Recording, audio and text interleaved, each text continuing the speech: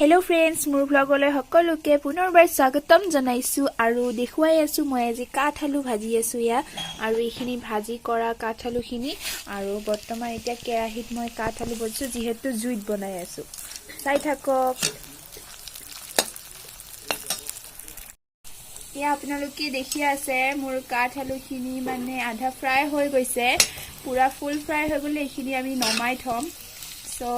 যিহেতু চাহৰ লগত খাবও ধুনিয়া এনে খাবও ধুনিয়া চিপস টাইপ আপোনালোকে ৰাউন্ড পিস কৰিও কাটিব পাৰে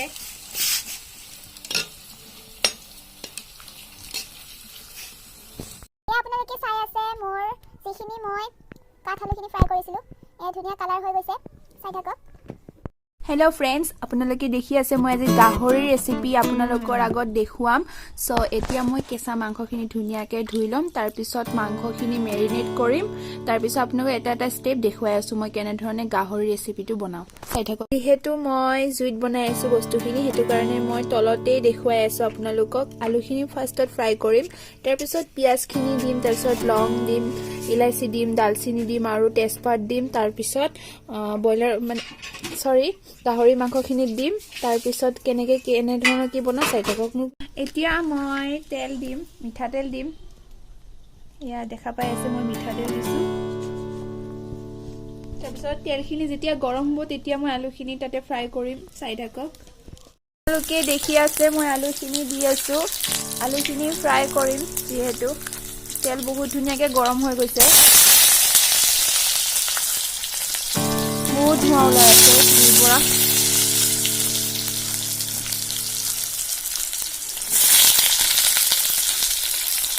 আৰু মই ইয়া লাহেকে লৰাই দিছো দেখা পাই আছে যেতিয়া আলুখিনি আধা সিজা হ'ব তেতিয়া এইখিনি নমাই দিম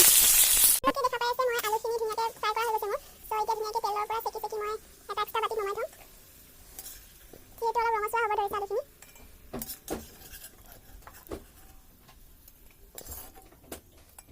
আৰু এতিয়া মই তেজপাত দিম আৰু ইয়াতে লং ইলাচি আৰু দালচিনি দি দিছো যিহেতু গোন্ধটো ধুনীয়া হ'ব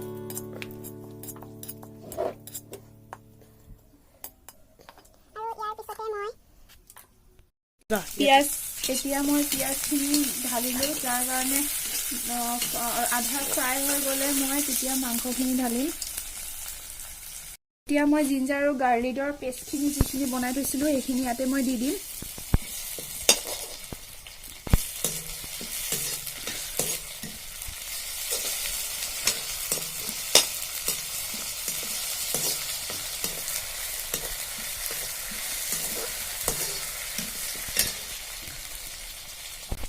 আৰু যিখিনি মই পৰ্কৰ যিখিনি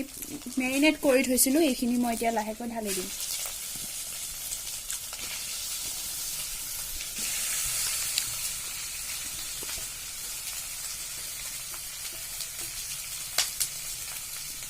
স্পুন ইউজ কৰিব পাৰি কিন্তু মই হাতেৰে ইউজ কৰিছো যিহেতু ভালকৈ সানিব পাৰি ধুনিয়াকৈ আৰু এতিয়া মই লৰাই দিম ধুনিয়াকৈ এতিয়া মই হালধি দিছো যেহেতু পাহৰি গৈছিলো আগতে দিয়াই গৈছে হালধি তথাপিও দি দিছো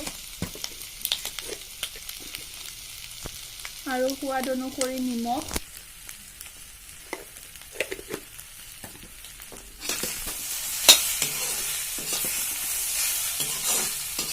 আৰু যিখিনি মই আলু ফ্ৰাই কৰি থৈছিলো সেইখিনি আলু মই এতিয়া ঢালি দিম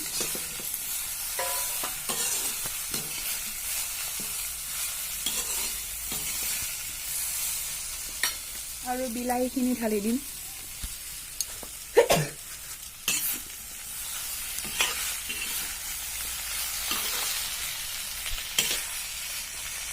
আৰু এতিয়া মই যিহেতু জুইখিনি ভালকৈ দি দিছো এতিয়া মই ঢাকনি দিম অলপ সিজালৈকে মই ঢাকনিৰে ঢাকি থম আৰু এতিয়া মই ঢাকনিখন উঠাই দিছো আধা হৈ গৈছে ধুনীয়াকৈ হাফ ফ্ৰাই হৈ গৈছে ধুনীয়াকৈ কালাৰো হৈছে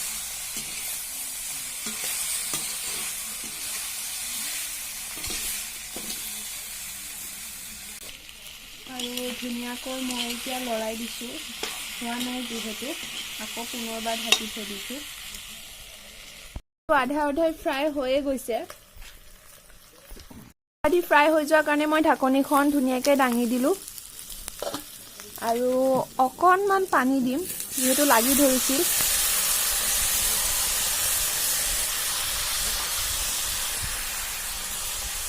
তাৰপিছত পুনৰবাৰ অলপ লৰাই দিম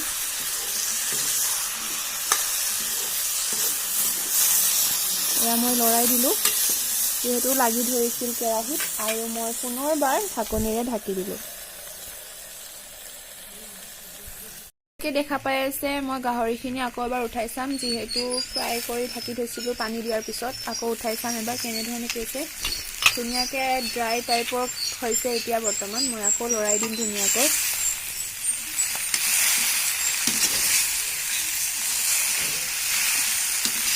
ধুনীয়া গোন্ধ ওলাইছে দেখা পাই আছে মাংসখিনি প্ৰায় হৈছে সেইটো কাৰণে মই পুৰা পানী দিম আৰু পানী দিলোঁ তাৰ পিছত পুৰা জুই দিম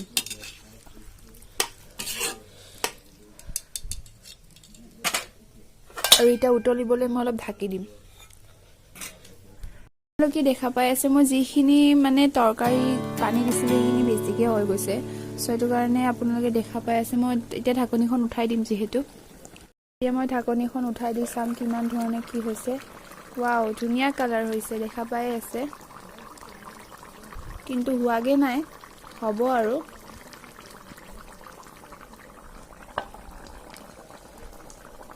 যেহেতু যিকোনো বস্তু বনোৱাৰ বা মাংস বনোৱাৰ শেষত মানে গৰম মছলাখিনি দিব লাগে যাতে কালাৰটোতো ধুনীয়া হৈছে কিন্তু গোন্ধটোতো লাগিব চ' সেইটো কাৰণে গোন্ধটো শেষ কৰিবৰ কাৰণে মাংসৰ যিটো গোন্ধ থাকে ধুনীয়া কৰিবৰ কাৰণে এয়া মই লাষ্টত এয়া গৰম মছলা ঢালি দিছোঁ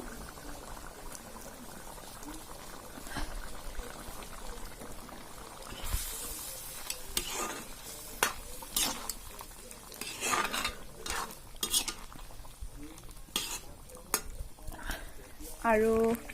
এতিয়া মই ধুনীয়াকৈ ঢাকনিখন মাৰি দিম যিহেতু মাংস হৈয়ে গৈছে প্ৰায় আৰু নমাম শেষত মোৰ এই গাহৰিৰ ৰেচিপিটো ধুনীয়া হৈ গ'ল কমপ্লিট হৈ গ'ল চ' সেইটো কাৰণে মই এতিয়া গাহৰিৰ ৰেচিপিটো এইখিনিতেই মই শেষ কৰিম চ' গাহৰিখিনি আমাৰ হৈ গ'ল থেংক ইউ ফৰ ৱাচিং মাই ভ্লগ আৰু এতিয়া মই যিটো গাহৰি ৰেচিপি বনাইছিলোঁ সেইটো কমপ্লিট হৈ গ'ল আপোনালোকে গোটেই ভিডিঅ'টো দেখা পাব মই কেনেকৈ বনালোঁ চ' মোৰ এই গাহৰি কালাৰটো দেখা পাইছে ধুনীয়া হৈছে চ' গাহৰিৰ ভ্লগ এইখিনিতেই মোৰ ভিডিঅ'টো চাই ভাল লাগিল তেনেহ'লে লাইক কৰিব কমেণ্ট কৰিব শ্বেয়াৰ কৰিব আৰু ছাবস্ক্ৰাইব কৰি দিব শেষত থেংক ইউ